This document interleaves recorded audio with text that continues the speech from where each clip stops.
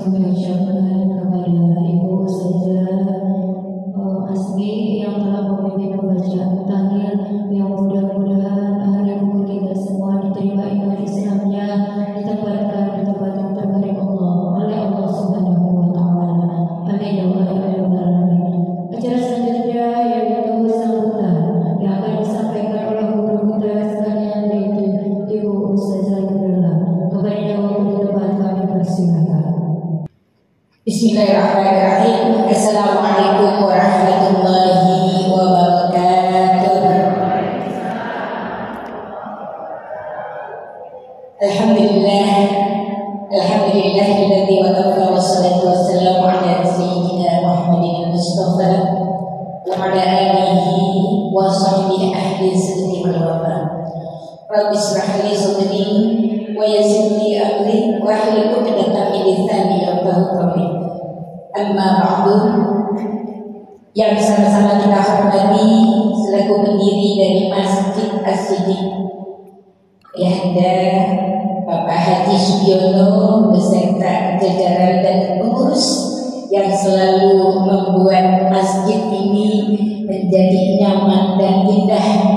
Kita doakan mudah-mudahan Allah berkahi panjang umur, Allah berkahi kesehatannya, dan terus istiqomah memberikan masjid ini menjadi makmur dan juga kita semua dapat menjadi salah satu penghuni di surganya Allah Subhanahu wa Ta'ala. Amin ya rabbal alamin.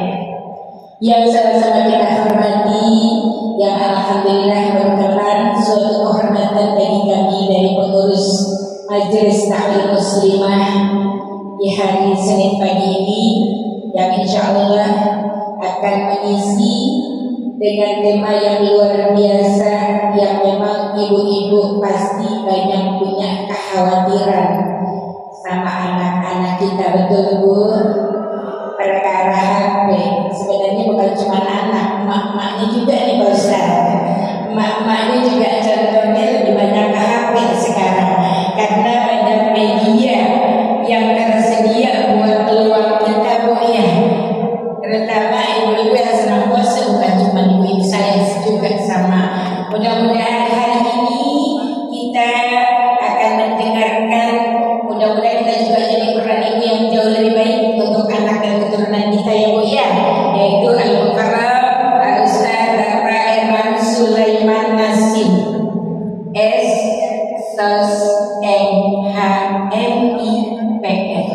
Bapak selamat datang, juga beserta istri tercinta beliau yang cantik saleha, yaitu Ibu Yesi Andriani, yang juga didampingi oleh Ibu Hajami, yang kita doakan mudah-mudahan Bapak Eman Sulaiman Nasim Allah sampaikan segala maksud dan tujuannya, dimudahkan segala hal urusannya, dipenuhi hajatnya oleh Allah Subhanahu wa Ta'ala.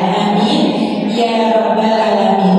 Ibu-ibu, para pengurus jamaah Majelis Ta'lim Muslimah yang cantik-cantik, yang salehah, yang biar banget datang di sini, mudah-mudahan ibu-ibu semua berkah panjang umur, barokah kesehatannya, Allah berkahkan rezekinya, sehingga dapat terus melaksanakan kewajiban kita selaku umat muslim, menggugurkan kewajibannya untuk thalabul ilmi. Mudah-mudahan mendapatkan ilmu yang barokah dan bermanfaat. Amin ya Allah ya rabbal alamin. Apa ibu hari ini senang? Alhamdulillah, sehat-sehat, cerah-cerah, dengan warna-warni pakaian yang indah ya Bu ya. Tiada henti-hentinya kita bersyukur kepada Allah, karena Allah telah memberikan kepada kita yang pertama adalah nikmat yang paling mulia, yaitu nikmat iman, nikmat Islam, yang disertai dengan nikmat panjang umur. Amin. Nikmat sehat walafiat, sehingga pada kesempatan pagi yang begitu indah dan cerah, nyaman hari ini, gak terlalu panas ya Bu, dikipasi sama alam. Mudah-mudahan dengan wasilah kita duduk bersama di majelis taklim, yang pertama kita bisa silaturahim, yang kedua ingat ibu thalabul ilmi.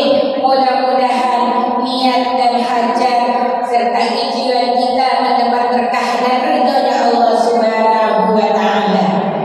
Salawat salam semoga senantiasa tercurah limpah kepada junjungan kita Nabi besar Nabi Muhammad sallallahu alaihi wasallam beserta keluarga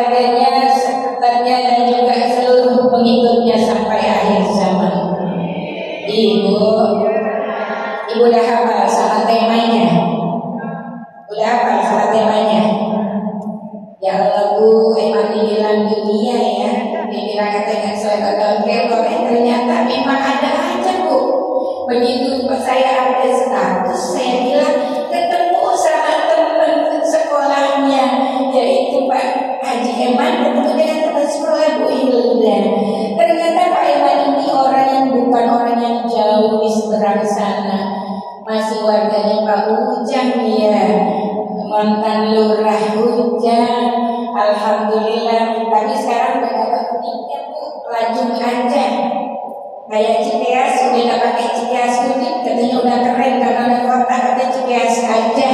Apapun itu, ini memang merupakan kenikmatan yang Allah berikan ya Bu ya. Dari jadi hutan, masih gelap, masih sepi. Cuma ada beberapa rumah, jangan dulu Bu. Sekarang udah rame. Kasihan tadi Pak, warga aslinya baru minggir. Yang udah ada perumahan, ada segala macamnya. Alhamdulillah luar biasa. Mudah-mudahan Allah terus memberikan kepada kita nikmat, terutama nikmat-nikmat Islam kita ya Bu ya. Mudah-mudahan anak keturunan kita senantiasa dalam lindungan Allah Subhanahu wa taala. Amin ya rabbal alamin. Bila waktu sudah siap, kita berikan waktu dan kesempatan kepada guru kita yang akan mengisi pada pagi hari ini. Dari saya kiranya mohon dibukakan pintu maaf jika ada hal yang kurang baik disampaikan atau kurang berkenan. Kita doakan mudah-mudahan Bapak Haji Emar Sulaiman ini Allah sampaikan maksud tujuannya di majlis ya Bu ya. Tidak baca suratul Fatihah. Hanya Allah Maha mengetahui apa yang menjadi maksud dan tujuan beliau.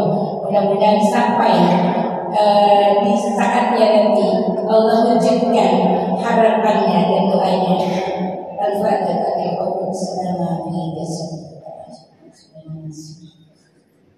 Jadi lain Al-Fatihah. Alhamdulillah. Ya, silakan.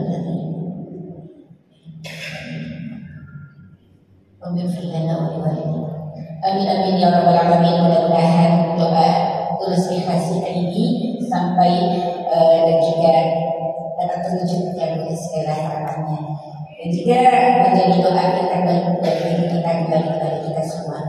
Billahi taufiq wal hidayah. Assalamualaikum warahmatullahi wabarakatuh. Terima kasih atas kebenaran dari kita yang dipersilakan acara Bunala yang telah memberikan sambutannya, yang mudah-mudahan acara kita di bulan Desember Allah lancarkan, Allah mudahkan segalanya. Amin ya Allah ya rabbal alamin. Beranjak kepada acara selanjutnya, yaitu acara yang kita tunggu-tunggu yang akan disampaikan oleh Bapak Dr. Emar Sulaiman Nasim dengan tema peran komunikasi orang tua dalam mencegah penyalahgunaan dan dampak negatif penyalahgunaan HP di kalangan anak-anak. Untuk itu sebelum Bapak Emar memberikan tausiahnya, saya akan membacakan biografi singkat tentang Bapak Emar Sulaiman. Bapak Ustaz Emar Sulaiman Nasim SSOS MHMIPM. Biografi singkat. Bapak Emar Sulaiman Nasim merupakan putra asli Kabupaten Bogor, kelahiran di Tanjung Kuning, Kecamatan Gunung Putri, Kabupaten Bogor, 6 Oktober 1970. Profesi saat ini dosen Institut Ilmu Sosial dan Manajemen STI AMI Universitas Indonesia dan PKSK. Pendiri dan komisaris Indonesia General Media Group, konsultan komunikasi strategis humas untuk beberapa badan usaha milik negara,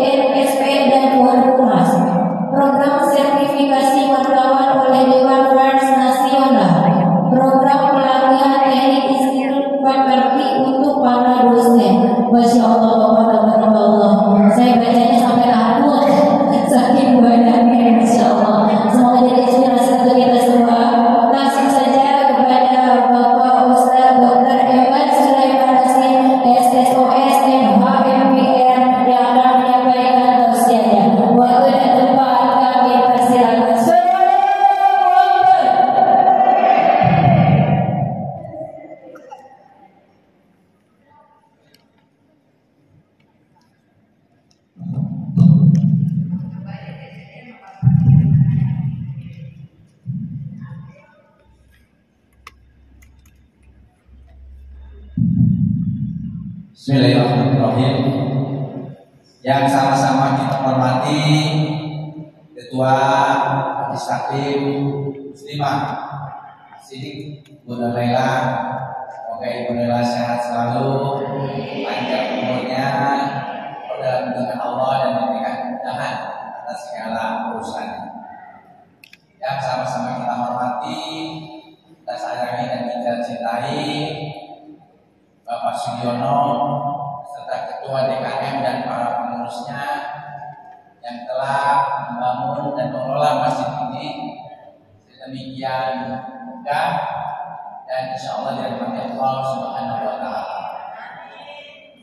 Yang saya cintai, saya hormati ibu-ibu anggota Majelis Taklim Muslimah Asidik ya, Asidik.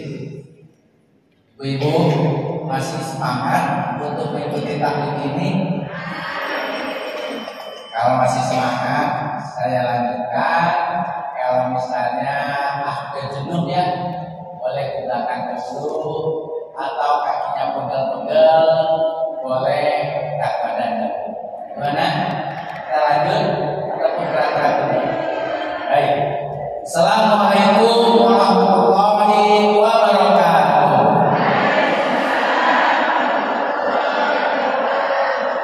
Alhamdulillahilladzi anzala ala abdihi kitaba wa lam yas'alhu biwalid. Subhanaka la ilma lana illa ma 'allamtana innaka antal alimul hakim. Saya pakai baku bukan dan saya kutip dari Quran surat Al-Kahfi dan Quran surat Al-Baqarah.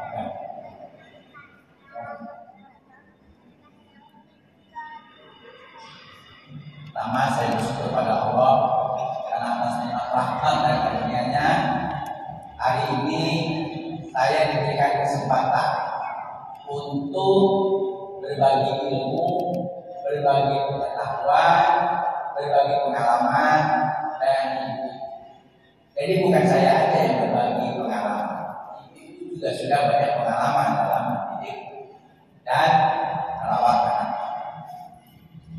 Salawat dan salam semoga Allah curahkan pada junjungan kita, manusia yang paling baik, pemimpin dunia yang paling adil, yang paling baik, Nabi besar Muhammad Sallallahu Alaihi Wasallam. Semoga Allah lindungi bangsa dan negara kita, lindungi orang-orang baik, lindungi ulama-ulama kita, dan negara kita dijauhkan dari segala macam musibah. Dan sekarang kita sedang kena musibah kekeringan, musibah El Nino yang sudah diprediksi sejak tahun lalu. Jadi ibu, A'udzubillahi minasyaitonir rajim. Bismillahirrahmanirrahim. Ya ayyuhalladzina amanu haqqa tuqatih wa la tamutunna illa wa antum muslimun. Allah berfirman, hai orang yang beriman, bertakwalah kita kepada Allah Subhanahu wa Ta'ala. Jangan kita mati kecuali dalam keadaan Islam.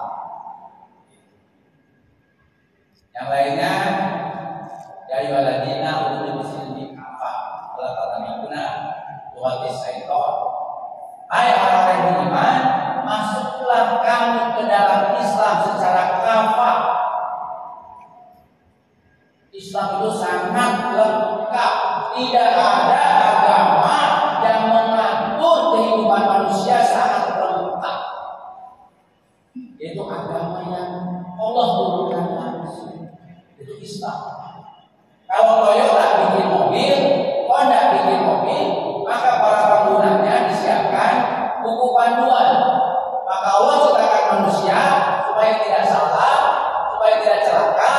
Allah turunkan kitab suci Al-Quran. Makanya tadi pembukaannya saya pakai surat Al-Kahfi. Alhamdulillahilladzi anzala ala abdihi wa lam yas'alhu. Segala puji bagi Allah yang telah menurunkan kitab suci Al-Quran kepada kita, pada umat manusia, dan di dalamnya tidak ada yang bengkok sedikit pun, tidak ada keraguan sedikit, tidak ada kesalahan. Jadi kalau Allah turunkan Quran, lalu penjelasannya ada hadis Nabi Muhammad Sallallahu Alaihi Wasallam. Jadi ibu-ibu, kita berkumpul di sini, termasuk saya, adalah dalam rangka mengikuti seruan Allah, yaitu supaya kita menjadi hamba-Nya yang bertakwa sebagai modal kita dalam menghadapi kematian nanti, dalam menghadapi kehidupan yang akan datang. Berimanlah, bertakwalah kepada Allah, dan jangan sekali-kali mati kecuali dalam keadaan Islam. Biasanya saya ngajar 2 jam setengah. Jadi ini sekarang saya diberikan waktu 45 menit, mari kita manfaatkan. Jadi mungkin saya akan memberikan berbagi pengalaman kehidupan saya 15 menit, nanti 15 menit tanya jawab. Itu ya Bu ya. Nah, ibu-ibu, tidak ada masalah yang tidak bisa diselesaikan lewat komunikasi. Makanya saya senang dulu kuliah di UI jurusan komunikasi. Dulu orang komunikasi itu sekarang menjadi dibutuhkan. Dulu hanya perguruan tinggi negeri terkemuka yang ada jurusan komunikasi. Alhamdulillah saya sudah melihat visioner ke depan, nanti komunikasi diperlukan. Saya ambil jurusan komunikasi di UI, diterima, dan maksudnya susah Bu. Pesertanya 4.000, yang diterima cuma 40 orang. Dan saya salah satunya. Orang pelajur Bu, orang guru putri, alhamdulillah. Saya dulu satu SMP dengan Ibu Hilda. Alhamdulillah, beliau sahabat saya. Kalau saya mau bisnis, yang diterima 200, peminatnya 200.000. Jadi sama perbandingan. Nah, lagi tidak ada masalah yang tidak bisa diselesaikan lewat komunikasi. Kalau ibu sering bentrok dengan suami, itu pasti komunikasi. Ya kan? Coba kalau kita bisa berkomunikasi dengan baik, insya Allah tidak ada masalah yang tidak bisa diselesaikan. Kalau sudah mentok-mentok amat, dikomunikasikan susah, apa boleh buat? Ambil jalan halal yang dibenci Allah. Apa itu? Tapi itu perbuatan yang dibenci Allah. Jalan terakhir. Kalau ada masalah-masalah, perbedaan pendapat, ada perbedaan usia, pasti perbedaannya Islami, ya. Kalau Islami sama tidak akan menikah dan tidak boleh menikah. Jadi tidak ada masalah yang tidak bisa diselesaikan lewat komunikasi. Karena sedikit ada saya kasih jawab. Komunikasi itu apa sih Bu? Komunikasi itu adalah pertukaran informasi dari saya nih, komunikator. Orang yang memberikan komunikasi itu, orang yang memberikan pesan itu namanya komunikator. Ibu yang menerima informasi itu namanya komunikator. Lewat suatu channel ada dampaknya. Itu menurut Islam. Tapi menurut Project Miller tambahkan lagi ada feedback disengaja. Jadi kalau komunikasi yang tidak disengaja itu bukan komunikasi. Misalnya ibu dalam tidur ya, ternyata mimpiin pacar di SMP, kan? Suaminya marah. Nah itu komunikasi bukan dalam Project Miller. Karena tidak disengaja.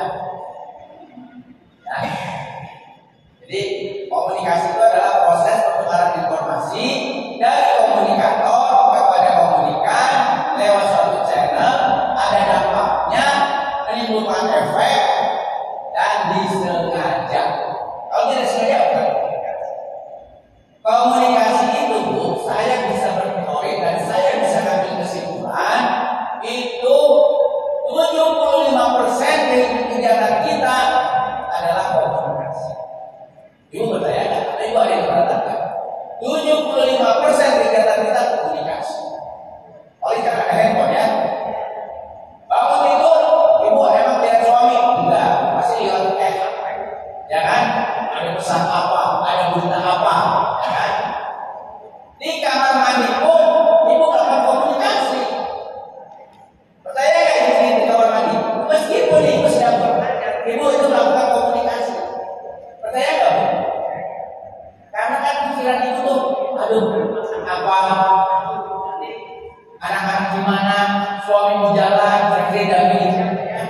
rumah mantan bukannya itu komunikasi, namanya komunikasi intrapersonal, komunikasi dari dalam diri sendiri. Jadi dari bangun tidur ke kamar mandi, masak sampai mau tidur lagi, hanya tidur yang tidak melakukan komunikasi. Nah, sekarang kita bicara soal anak. Ada yang masih belum punya anak nggak? Ada.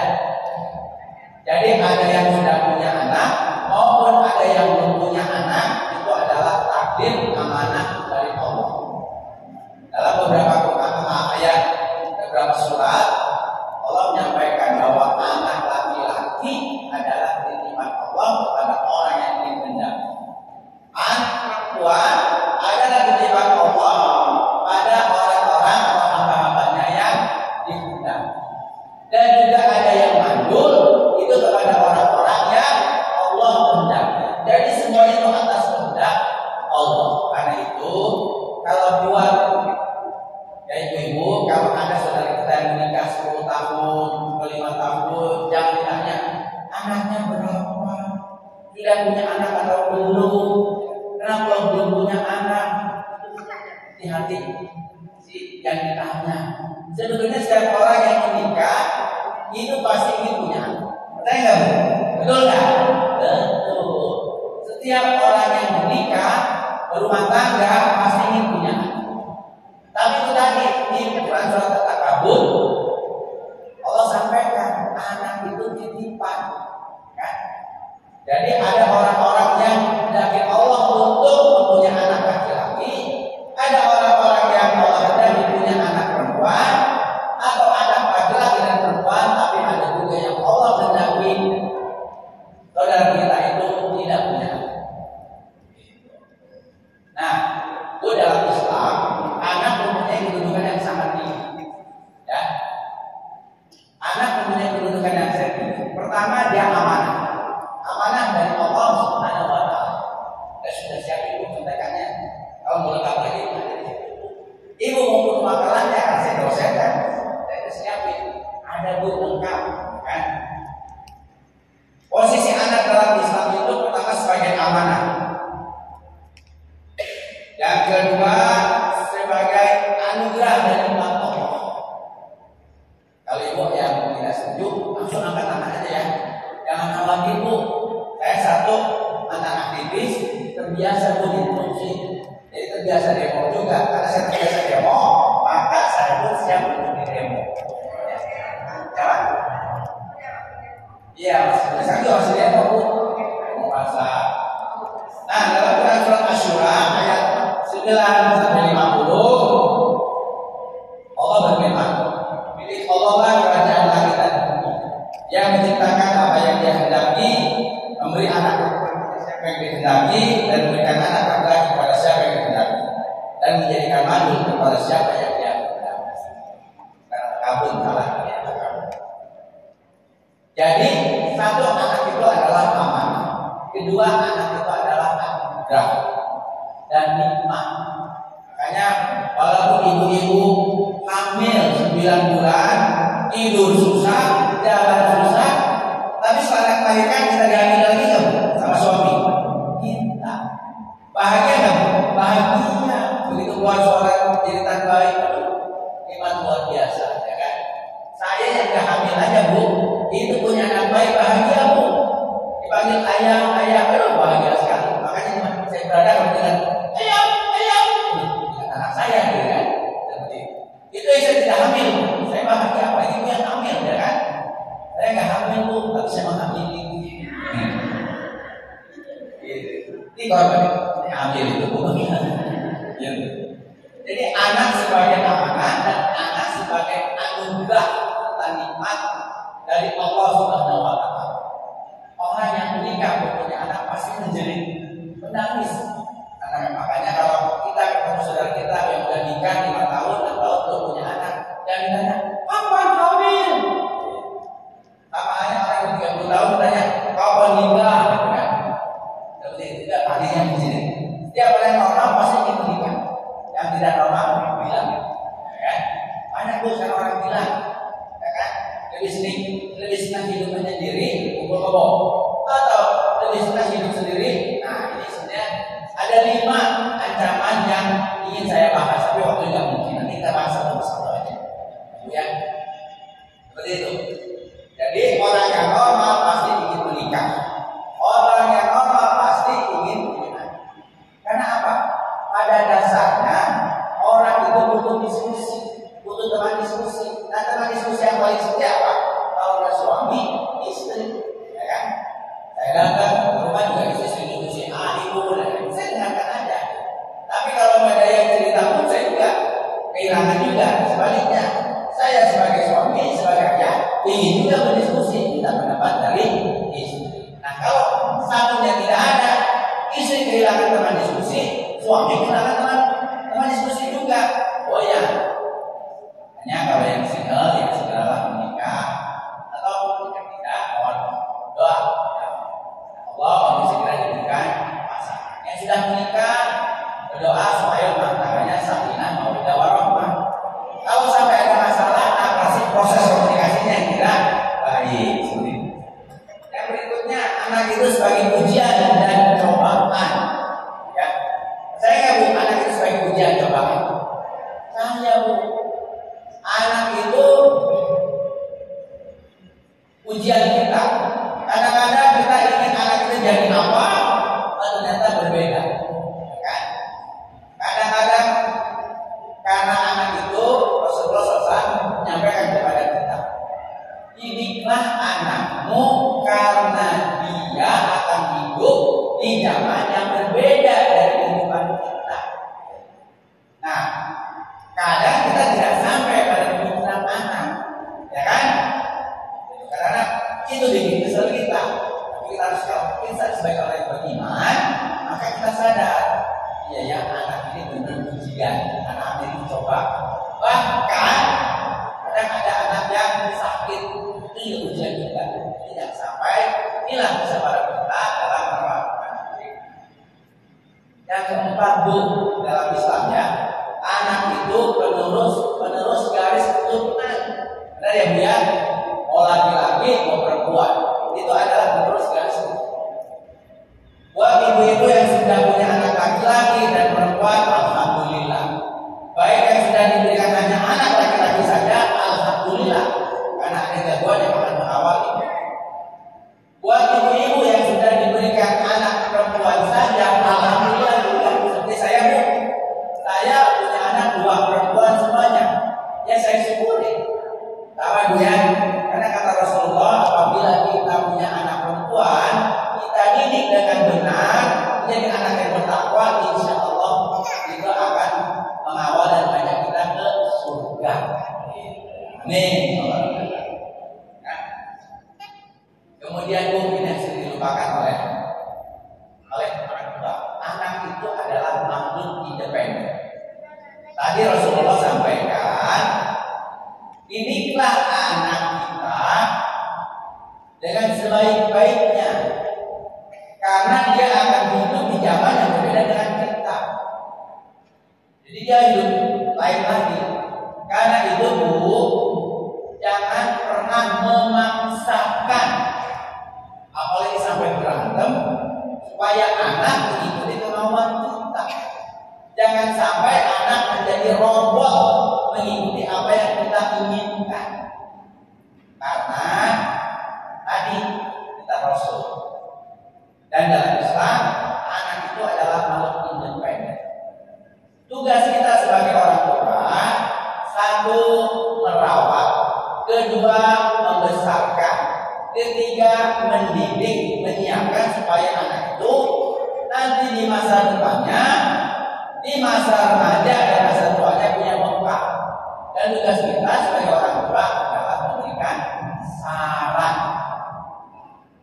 Tapi Bu, kan kita kan ingin anak-anak kita itu, tolong yang kurang. Anak itu pelestari pahala orang tua. Anak pelestari pahala orang tua.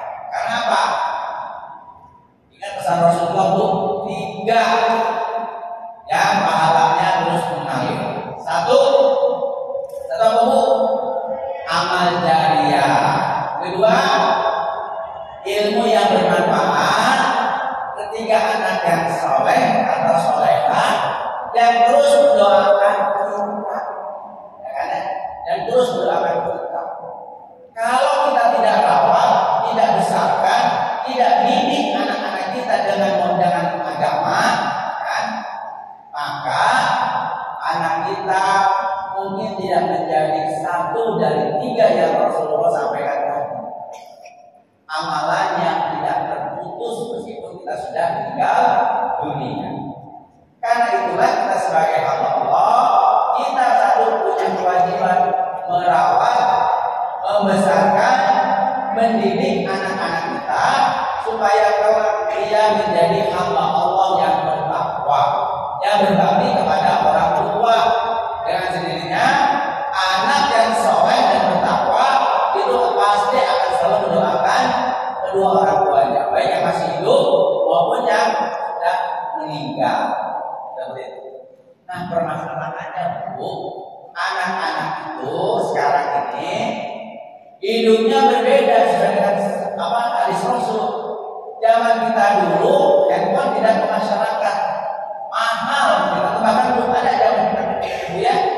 Saya dulu ngaji dengan Pak Acip itu di musola di Geria Bukit Jaya, itu belum ada Bu, yang ada masih sawah, belum ada lampu listrik, bor-bor handphone, ya kan?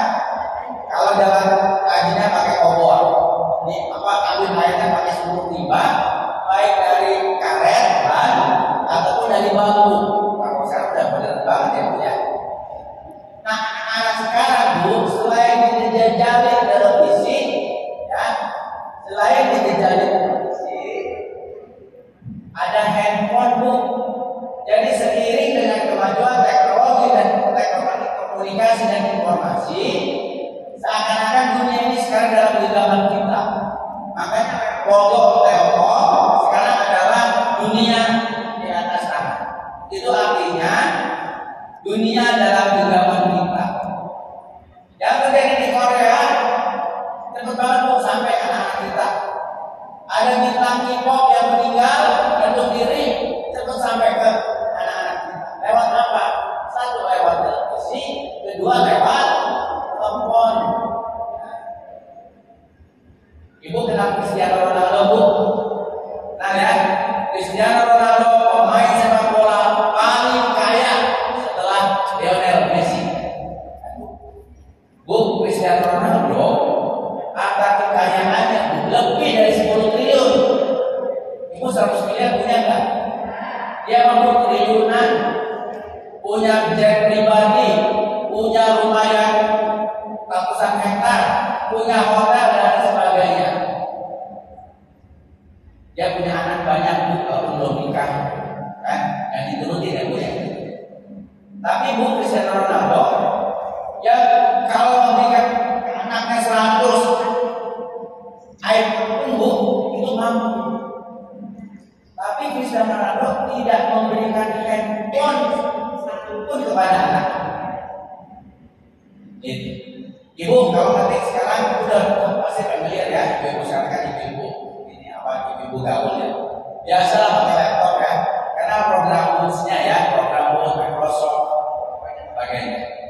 Itu Bu ada memproduksi, dan kalau kita pakai laptop itu kita bayar kepada Bill Gates Bu, perusahaan Microsoft. Dia pernah menjadi orang paling kaya sedunia, bukannya di Amerika. Tapi ibu-ibu, Bill Gates, pemilik perusahaan Microsoft Corporation, itu sampai anaknya umur 14 tahun tidak memberikan handphone kepada anak-anak. Kenapa? Tahu bahaya handphone. Nah, kata kalau saya justru orang-orang tua kita supaya anaknya tidak nangis, umur 2 tahun pun udah dikasih handphone supaya anaknya gampang makannya, ya kan? 3 tahun, 4 tahun dikasih handphone. Aduh, Cristiano Ronaldo sampai anaknya 12 tahun dia belum dikasih handphone. Bill Gates sampai anaknya 14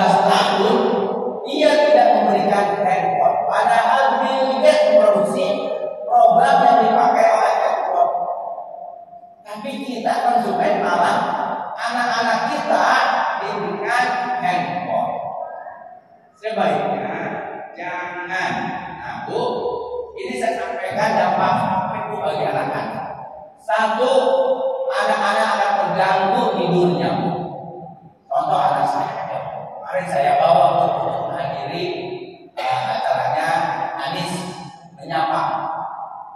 Ya, Anis Menyapa. Jadi memang satu HP-nya saya tarik. Jadi kita berikan HP untuk melihat daftar pelajar dari sekolah.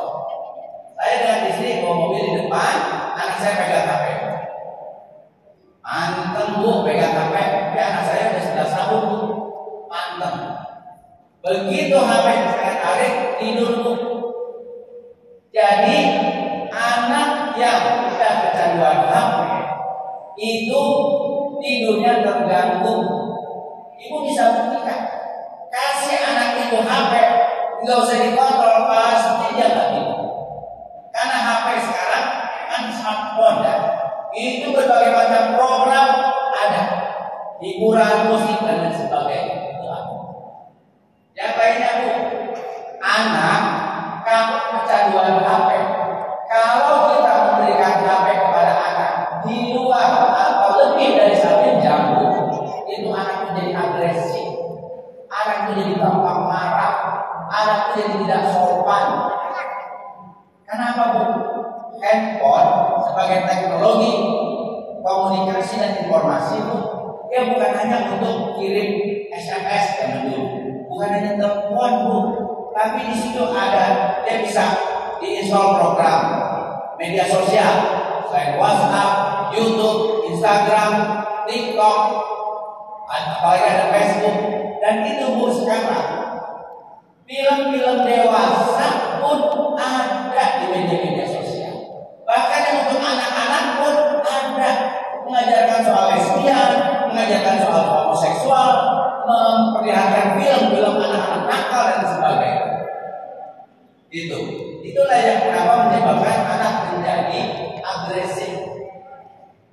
Nah, kemudian Bu, anak dari 0 tahun sampai 21 tahun Bu, itu masa perkembangan otak.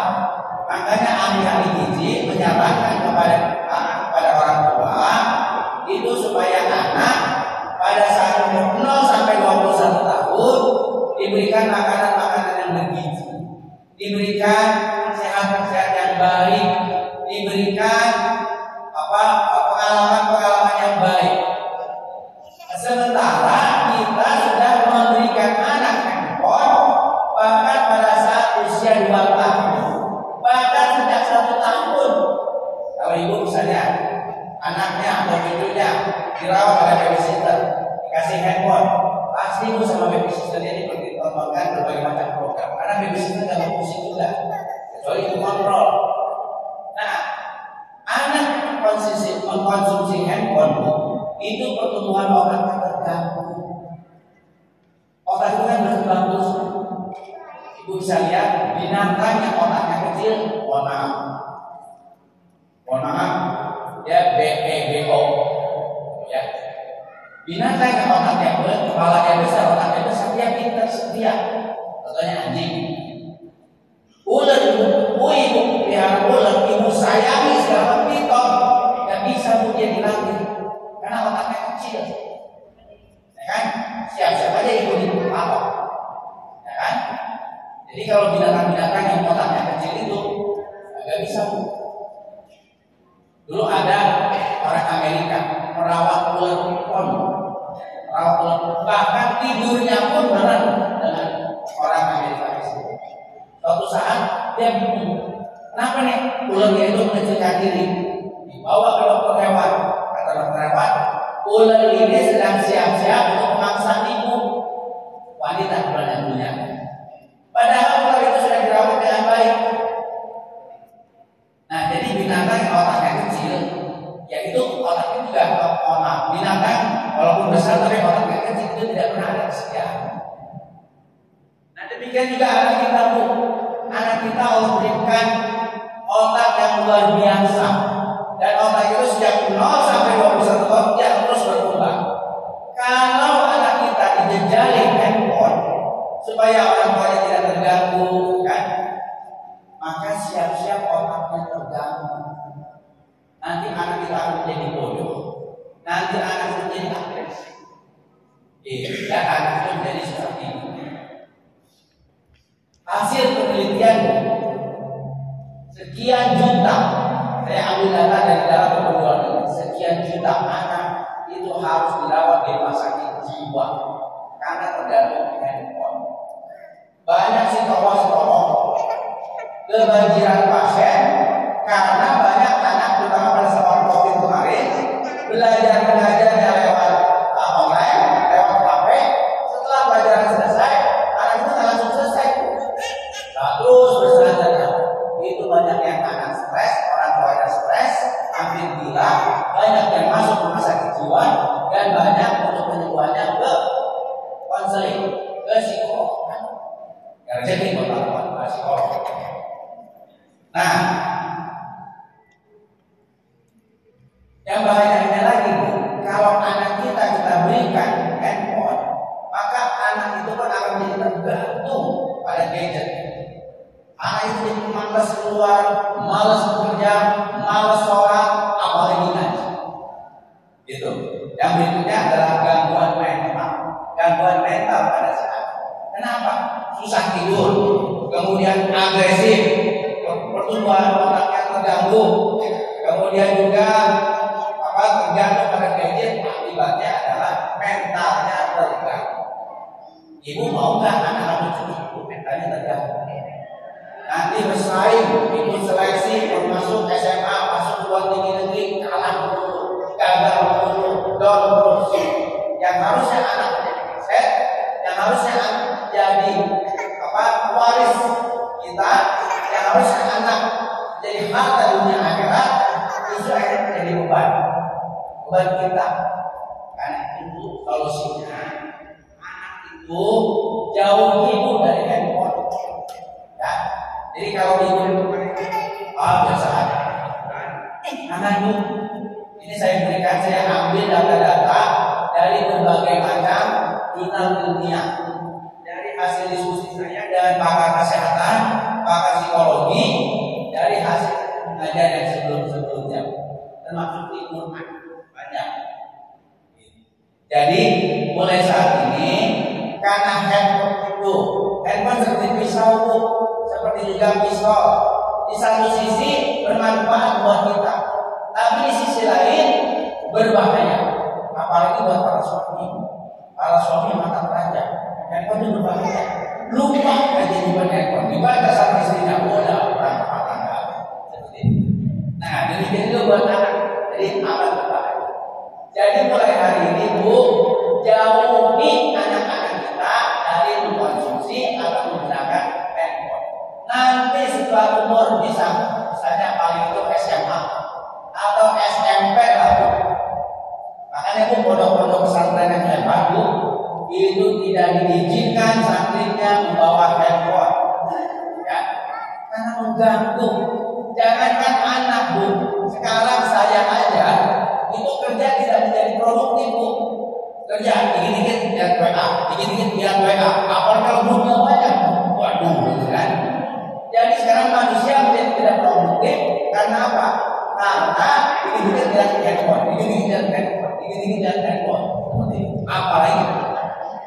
Nah, kalau sebentar lagi, nanti jam berapa sih jam 11, baik. Jadi gimana solusinya Bu? Ini soal pola komunikasinya. Handphone itu sarana komunikasi. Mau tidak mau, handphone itu adalah hasil peradaban manusia, mempermudah manusia. Tapi karena handphone juga mesin, handphone juga ada listriknya, maka dia tentu menimbulkan radiasi. Yang kedua, pemanfaatannya yang tidak tepat dan berlebihan itu menimbulkan efek. Apa tugas orang tua?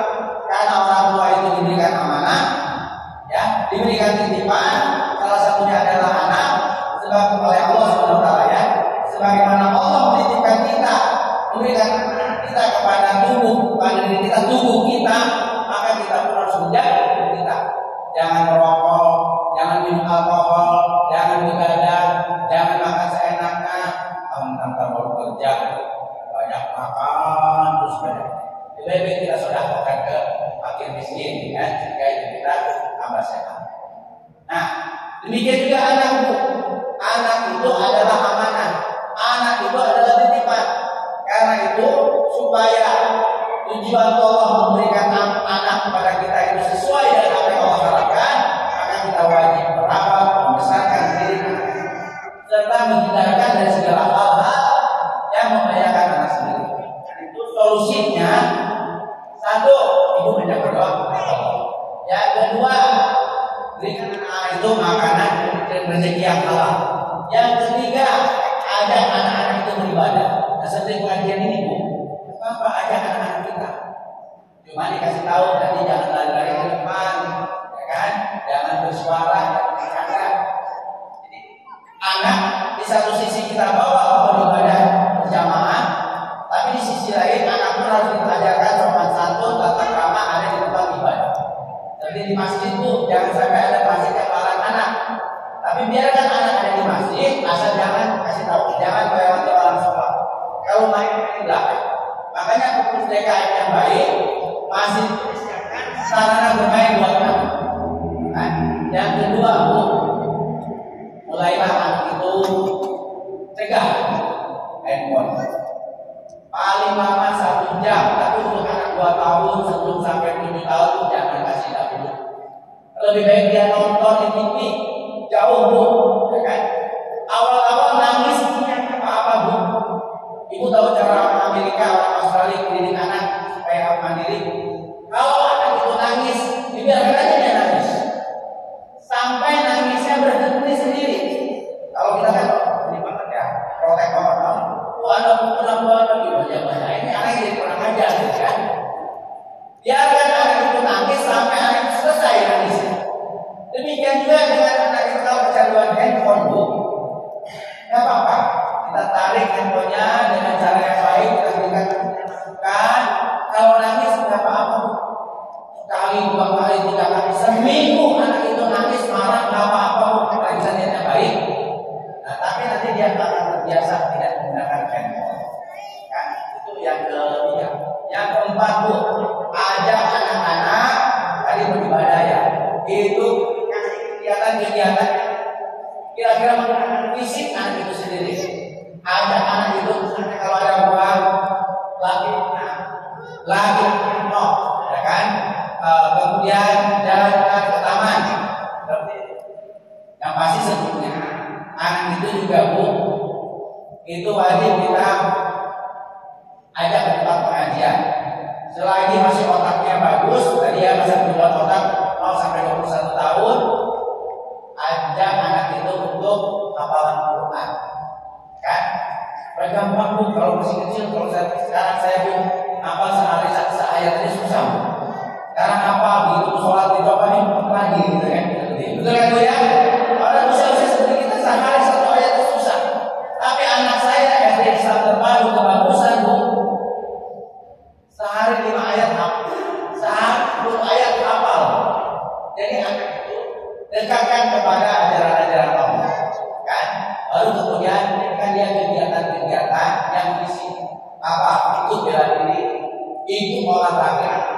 Kalau ada rezeki, nggak apa-apa Bu, main sholat, ngaji, baca Quran, buat refleksi Bu, ya, piano. Saya Muslim yang tidak mengharapkan alat musik, ya kan? Jadi kemarin kan Apriani juga kan, siapa? Putri Aryani ya, Putri Aryani. Dia ngajinya pintar, sholatnya rajin, tapi suaranya bagus, dia bisa main piano, kan bisa membahagiakan orang tuanya, mengharapkan nama bangsa. Jadi buat saya tidak mengharapkan alat musik, saya sampaikan kepada anak saya khususkan piano. Lagu-lagunya klasik itu dia bisa. Dengan bisa alat musik itu, dia bisa menciptakan lagu-lagu yang menggiring kita untuk semakin dekat kepada Allah. Seperti lagunya Bimbo, lagunya Opik, lagunya Senada, seperti itu. Jadi jangan haram. Zaman Nabi nggak ada piano, Opik jadi nggak ada. Zaman Nabi ini juga belum ada Bu, kan? Di sini juga belum ada, mobil juga belum ada. Jadi Jadi jangan memfitnahkan. Begitu fitnah. Tidak seperti itu, ya. Itu Bu. Jadi terus ada komunikasi dan anak-anak Bu supaya dia kenal dengan keluarga besarnya. Sering-sering ada anak kumpul dalam arisan keluarga. Jujur Bu, di Bogor, karena saya orang Bogor, itu kekerabatan. Jangankan sampai buyut, ya. Satu orang tua saja, kalau orang tua kita meninggal itu sudah terputus. Beda sama orang bapak, beda sama orang Padang. Istri saya orang Padang Bu, kan? Itu ke saudara kakek aja masih kumpul. Kakek, ini adik dari kakek saya, adik wah kumpul. Tapi kalau orang Sunda, satu kakek pun, kalau kakeknya sudah meninggal, bapak ibunya sudah meninggal, dan itu kelemahan orang Bogor, khususnya kelemahan orang Sunda. Nah, anak-anak kita tuh sering-sering ajak berkomunikasi, sering-sering ajak berkumpul, sehingga apa? Mereka sembahyang, ya, cari tempat-tempat anak itu bermain. Jadi memang anak itu ada dunia bermain, tapi jangan biarkan anak asik bermain sendiri lewat handphone. Tapi itu pengantar dari saya. Kalau mau ada yang bertanya, ayo saya silakan. Alhamdulillah. Jadi Bapak Ibu, saya berbahagia Bapak Ibu. Ya, saya bersyukur hari ini saya diberikan kesempatan oleh Ibu Fatimah dan Ibu Nubaila untuk berbagi ilmu, berbagi pengalaman. Sekaligus juga kita sama-sama mengkaji ilmu. Ya, dapat ibu yang solehah, ahli surga, kan? Jawabnya dengan ahli surga. Rasulullah SAW mengatakan sebaik-baiknya orang adalah orang yang mempelajari Quran dan mengajarkannya, kan? Jadi ya saya ngaji dari umur 5 tahun terus sampai kuliah saya ngaji. Nah sekarang saya coba mengamalkannya. Demikian juga ibu-ibu ya sekarang mengaji dengan Ibu Nubaila, dengan ustaz-ustaz yang lainnya. Nah, nanti di rumah tempat lain ibu juga mengajarkan. Itu adalah sebaik-baiknya manusia atau Rasulullah adalah mereka yang belajar Quran dan mengamalkan. Demikian dari saya, semoga bermanfaat. Karena waktunya sangat singkat, dan kita ada waktu di lain kesempatan untuk sharing soal komunikasi, soal psikologi, soal manajemen dan sebagainya. Baik Ibu, terima kasih. Saya akhirnya mengucapkan hamdalah. Alhamdulillahirobbilalamin. Semoga bermanfaat. Saya tidak bisa membalas kebaikan Ibu yang telah mencurahkan waktunya buat saya. Biarlah Allah yang memberikan balasan. Ya, kurang lebihnya mohon maaf. Bila itu berdaya, assalamualaikum warahmatullahi wabarakatuh. Selanjutnya saya berikan kepada Ibu Fatimah. Kalau mau ada sesi tanya jawab dengan senang hati. Kalau mudah buru-buru nyiapin buat makan buat suami, ya alhamdulillah. Silakan Ibu Fatimah. Alhamdulillahirrahmanirrahim. Terima kasih kami ucapkan kepada Bapak Ustaz dan Bapak Ahmad Sulaiman Nasim yang telah memberikan ilmu kepada kita, yang mudah-mudahan ilmu yang beliau sampaikan dapat kita amalkan dalam kehidupan kita sehari-hari. Amin ya Allah ya Rabbal Alamin. Saya selaku pengatur acara mohon maaf yang sebesar-besarnya apabila ada salah kata, pengucapan atau yang lainnya. Kurang lebihnya marilah kita tutup acara kita bersama-sama dalam pembacaan istighfar dan kafaratul majlis.